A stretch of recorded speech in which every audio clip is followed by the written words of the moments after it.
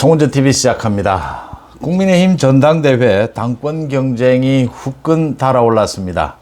나경원이 출마 쪽으로 기울면서 3강 구도가 형성이 되고 있습니다. 김기현, 안철수, 나경원입니다. 여론조사가 또 발표가 됐습니다. 그런데 이번에 발표된 이 여론조사도 지난 주말 발표된 리얼미터 조사와 흐름이 거의 비슷하다라고 하는 점에서 굉장히 신뢰도가 높아지고 있습니다. 김기현, 안철수, 나경원 3강 구도다. 김기현의 약진이 굉장히 두드러진다. 하지만 나경원의 이 출마를 둘러싼 친윤 소위 반윤 이 대결로 안철수가 굉장히 어부질이라고 해도 좋고 안철수도 많이 지지율이 탄탄해졌다라고 하는 점입니다. 가장 중요한 것은 윤석열 정부와 어떻게 보조를 잘 맞출 수 있느냐, 다음 당대표가 그 부분과 결선 투표가 있다라고 하는 점입니다. 최종 마지막에 2명이 겨루게 된다.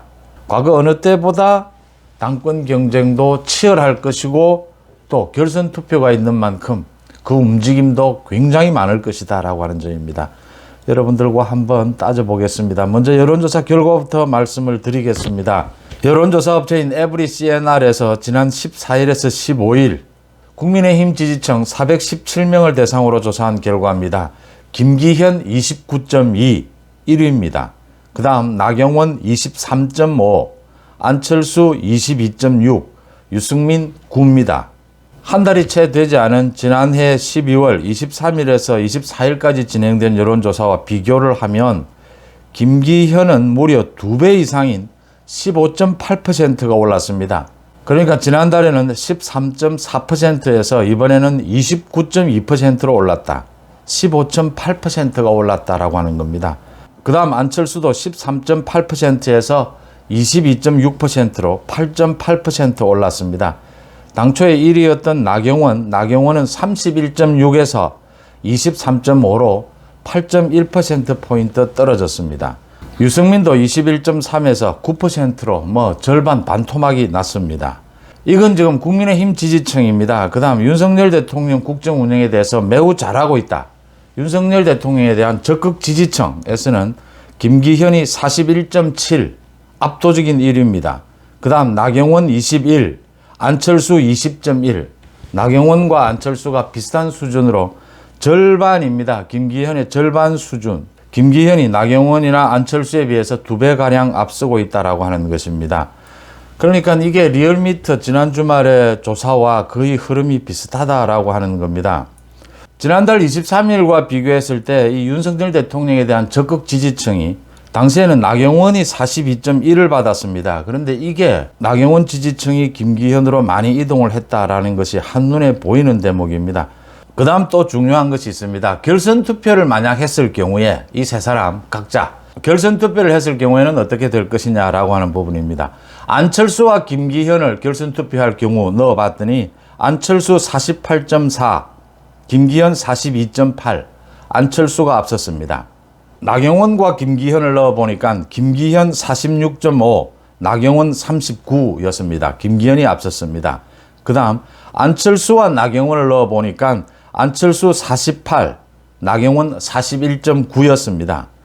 그러니까 누구와 넣어도 현재는 안철수가 결선 투표에서 가장 많이 나오는 큰 차이는 아니지만 5, 6% 정도 안철수가 앞서는 것으로 나왔습니다. 결선 투표제 이번에 도입을 했는데 결선 투표에 가장 큰 혜택을 보는 사람이 현재로서는 안철수가 될 수가 있다. 또 이번 나경원 출마 파동으로 가장 득을 본 사람은 안철수가 아니냐. 물론 김기현이 가장 큰 득을 봤죠. 김기현이 놀라울 정도로 굉장히 큰 폭으로 빠른 속도로 지지율이 올랐다. 나경원의 지지율을 거의 굉장히 많이 흡수했다. 그래서 지금 압도적인 1위로 가고 있다. 그런데 결선 투표도 있고 앞으로 지금 본격적인 이제 경선 레이스가 남아 있습니다. 그 경선 레이스에서 어떻게 움직일 것이냐. 핵심은 2가지입니다. 결선 투표가 있다라고 하는 것이고 그래서 연대 부분이 굉장히 중요해졌습니다. 벌써부터 안철수와 나경원이 만난다라고 합니다. 연대, 수도권 연대가 계속 이야기가 나오고 있습니다. 결선 투표를 겨냥했습니다. 결선 투표가 있기 때문에 사전에 후보 단일화라든지 뭐 이런 부분은 거의 필요가 없어졌습니다. 이 결선 투표와 함께 또 하나의 큰 변수는 이제 윤석열 정부와 보조를 어떻게 잘 맞출 수 있는 지도부냐, 소위 뭐 윤심 경쟁이라고 이야기하기도 합니다. 윤심 경쟁에서 누가 가장 앞서느냐, 당대표가 되고 난 이후에도 계속 당정간이 삐걱거리는 모습을 보여줄 수는 없다. 그런 불안감이 이 당원들은 이미 당 움직임이라든지 윤석열 대통령의 생각, 윤석열 정부의 방향, 또 그동안 당의 지도부가 움직여왔던 것들 다 잘 알고 있는 사람들이기 때문에 유승민이나 이준석의 이런 분탕질까지도 모두 잘 알고 있는 당원들이기 때문에 굉장히 많은 것을 검토해서 전략적 투표를 할 것이다. 그런 점에서 윤심 대결, 윤심 경쟁도 치열할 것이다. 이렇게 보입니다. 윤심 경쟁, 결선 투표가 있다. 이 점이 가장 중요하다라고 하는 겁니다. 일단 김기현이 앞서고 있고 나경원, 안철수가 뒤따르고 있다라는 구도입니다. 결선 투표로 현재로 갔을 때는 안철수가 가장 유리하다라고 하는 것입니다. 그런데 그 폭이 크지 않다. 앞으로 굉장히 출렁일 것이다 라고 하는 것입니다. 그 다음 김기현이 윤심에 지금 현재 가장 가깝다라고 하는 김기현이 윤심 뭐 경쟁 이렇게 보면 김기현, 안철수, 나경원 순서가 아니냐. 김기현이 첫 결선 투표에 가지 않고 50%를 넘길 수 있느냐. 이것도 관건입니다. 윤석열 대통령에 대한 적극적인 지지층에서는 지금 거의 50%에 근접하고 있다.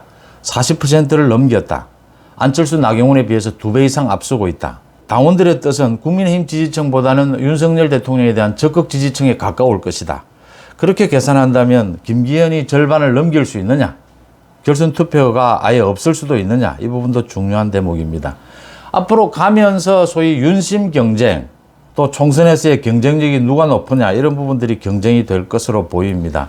지금으로서 본격적인 레이스에도 들어가지 않았기 때문에 전망하는 것이 좀 어렵긴 하지만 김기현, 안철수, 나경원을 3강 구도로 놓고 본다면 나경원은 앞으로도 굉장히 이 하락세가 좀 이어질 가능성이 높다.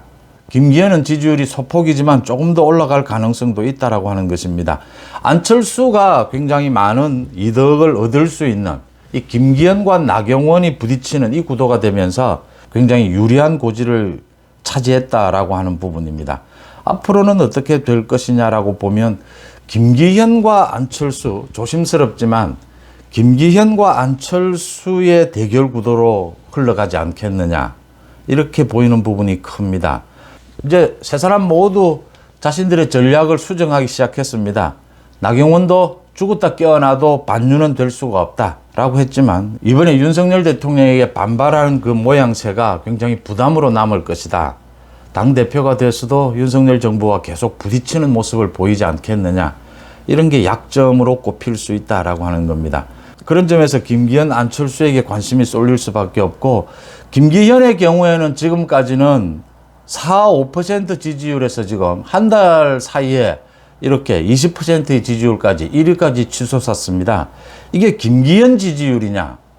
윤석열 대통령의 지지율이다. 윤석열 대통령에 대한 지지율이 지금 김기현으로 사실은 묻지마 지지로 몰린 경향이 많이 있다라고 하는 겁니다. 이걸 자신의 지지율로 소화할 수 있느냐라는 게 김기현의 과제입니다. 그러니까 많은 사람들이 급속하게 지금 나경원 지지율이 김기현으로 옮겨졌는데 김기현을 보고 지지하기보다는 많은 사람들이 윤석열 대통령과 또 윤석열 정부와 보조를 김기현이 잘 맞출 수 있지 않겠느냐. 이런 이유에서 김기현으로 지지가 몰려있기 때문에 이 김기현은 자신의 지지율로 이걸 만드는 작업을 해야 한다. 그게 순조로울 것이냐. 김기현도 전략을 바꿨습니다. 이제 소위 뭐 장제원을 비롯해서 자제를 시켰습니다. 공격하지 마라. 나경원에 대해서 심하게 공격하지 마라. 또 김장연대는 이미 철이 지났다. 장제원이 부담인 거죠. 이제는. 그 부분에 대해서 아마 선긋기가 앞으로 있지 않을까 예상이 됩니다. 제가 김기현의 전략이 바뀔 것이다. 안철수도 바꿀 것이다. 나경원도 바뀔 것이다 라고 말씀을 드렸는데 빠른 속도로 바뀌고 있습니다. 안철수는 이제 많은 혜택을 얻었습니다. 이번 김기현, 나경원 이 대결 구도에서 안철수도 안주하고 있을 수만은 없다라고 하는 부분입니다. 나경원과 연대를 해서 김기현을 제압을 해야 된다. 김기현의 이 폭등세를 제압을 해야 된다. 라는 부분에서는 나경원과 연대를 해야 하지만 시간이 지날수록 나경원이 부담이 되는 상황도 발생을 할 수가 있다. 그러니까 지금 안철수의 경우에는 윤석열 정부와 특별하게 마찰이 될 그런 문제점은 없다. 그런 점에서 부담이 될 수도 있다라고 하는 것이고, 안철수의 강점은 윤석열 정부와 크게 각을 지지 않을 것이다. 갈등을 빚지 않을 것이다. 그렇지만 중도까지 외연이 확장이 될 수가 있다. 이게 강점이긴 한데 약점은 뚜렷한 자신의 색깔이 없다라고 하는 것입니다. 그러니까 경선이 진행이 되면서 안철수가 얼마만큼 뚜렷한 색깔을 보여줄 수 있느냐, 이것도 안철수로서는 과제로 남아 있습니다. 연대 부분도 굉장히 앞으로 많은 변화가 일어날 수 있다라고 하는 것입니다. 이번 전당대회 이제 뭐 후끈 달아올라서 굉장히 지지하는 사람들, 또 지지율이 움직이는 이런 것들이 있으면서 논쟁도 아주 심해지고 있습니다. 전당대회는 또 그런 부분이 일정 부분 필요합니다. 경쟁도 필요하고 화합도 필요하고, 그래서 전체적으로는 뭐 축제의 장으로 이끌어 가야 된다라고 하는 것인데, 벌써부터 많은 걱정이 나옵니다. 너무 많은 치열해지고 도 수위를 넘는 것이 아니냐라고 하는데, 언제나 그런 걱정들이 있고 경고가 있는 사이에서 전당대회는 치러지게 되고, 또 경쟁은 격렬하면 격렬할수록, 어느 선을 넘지 않는다면 격렬하면 격렬할수록 당원들에게 분명한 후보들이 자기 색깔을 보여주면서 선택의 폭을 넓혀준다라는 측면에서는 바람직하다. 그런데 꼭 넘지 않아야 될 선은 윤석열 정부, 윤석열 대통령을 끌어들이거나 너무 과도하게 자신의 지지율을 높이기 위해서 윤석열 정부를 공격하는 일은 결코 바람직하지 않고 후보에게도 도움이 되지 않을 것이다. 결국 윤석열 대통령과 누가 가장 보조를 잘 맞출 수 있느냐, 그런 점에서는 김기현, 안철수, 나경원 순이 될 텐데, 김기현으로서는 지금 뭐 현재 1위가 됐습니다. 두 개 여론조사에서 같은 흐름을 보여주고 있습니다. 자신에게 갑자기 쏟아진 이 지지율을 자신의 것으로 만들 수 있느냐. 나경원의 경우에는 굉장히 많은 지지율이 있었는데 좀 많이 까먹었습니다.